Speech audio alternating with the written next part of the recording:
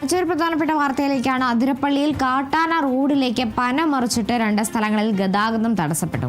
Kalady plantation 17-ാം ബ്ലോക്കിലെ ഫാക്ടറിക്ക് സമീപത്തും 18-ാം ബ്ലോക്കിലെ Ezhattumukham dam പരിസരത്തുമാണ് കാട്ടാനകൾ പന മറിച്ചിട്ട് റോഡിൽ നിലയുറപ്പിച്ച കാട്ടാനക്കൂട്ടം ഏറെ നേരം ഗതാഗതം തടസ്സപ്പെടുത്തി. പുലർച്ചെ 4 മണിയോടെയാണ് സംഭവം.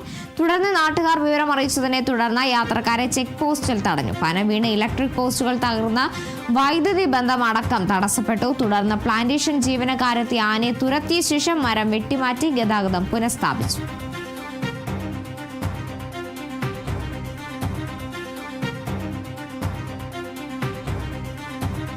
അതിരപ്പള്ളി മേഖലകളിൽ കാട്ടാന ശല്യം രൂക്ഷമായി തുടരുന്ന സാഹചര്യമാണ് ഇപ്പോഴും ഉള്ളത്. കഴിഞ്ഞ ദിവസം അടക്കം കാട്ടാനയുടെ ആക്രമണങ്ങളെ കുറിച്ചുള്ള വാർത്തകൾ നമ്മൾ നൽകിയതാണ്. ഇപ്പോൾ അതിരപ്പള്ളിയിൽ കാട്ടാന റോഡിലേക്ക് പന മറിച്ചിട്ട് 2 സ്ഥലങ്ങളിലാണ് ഗതാഗതം തടസ്സപ്പെട്ടത്.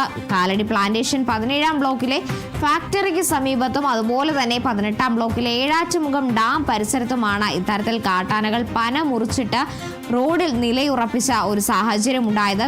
കാട്ടാനക്കൂട്ടം ഏറെ നേരമാണ് ഗതാഗതം തടസ്സപ്പെടുത്തിയത്. പുലർച്ചെ 4 മണിയോടെയാണ് ഇത്തരത്തിലൊരു സംഭവം ഉണ്ടാകുന്നത്. പിന്നീട് നാട്ടുകാർ വിവരം അറിയിച്ചതിനെ തുടർന്ന് യാത്രക്കാരെ ചെക്ക് പോസ്റ്റിൽ തടഞ്ഞു വെക്കുകയായിരുന്നു. പിന്നീട് വനംവകുപ്പ് ഉദ്യോഗസ്ഥർ എത്തി ഇലക്ട്രിക് പോസ്റ്റുകൾ വൈദ്യുതി തടസ്സമടക്കം നേരിട്ടൊരു സാഹചര്യം ഉണ്ടായിരുന്നു. പിന്നീടാണ് വനംവകുപ്പ് ഉദ്യോഗസ്ഥർ സ്ഥലത്തെത്തി ആനയെ തുരത്തിയ ശേഷം മരം വെട്ടിമാറ്റുകയായിരുന്നു. തുടർന്നാണ് ഗതാഗതം അടക്കം പുനഃസ്ഥാപിച്ചത്. എന്തായാലും അതിരപ്പള്ളിയിൽ കാട്ടാന ശല്യം രൂക്ഷമാകുന്ന സാഹചര്യമാണുള്ളത്. എന്തായാലും റോഡിലേക്ക് പന മറിച്ചിട്ട് 2 സ്ഥലങ്ങളിലാണ് ആനകൾ ഗതാഗത തടസ്സം ഉണ്ടാക്കിയത്. പിന്നീട് ഉദ്യോഗസ്ഥരെത്തി ആ ഒരു പ്രശ്നങ്ങളെല്ലാം പരിഹരിച്ചതിന് ശേഷമാണ് ഗതാഗതം പുനഃസ്ഥാപിച്ചത്.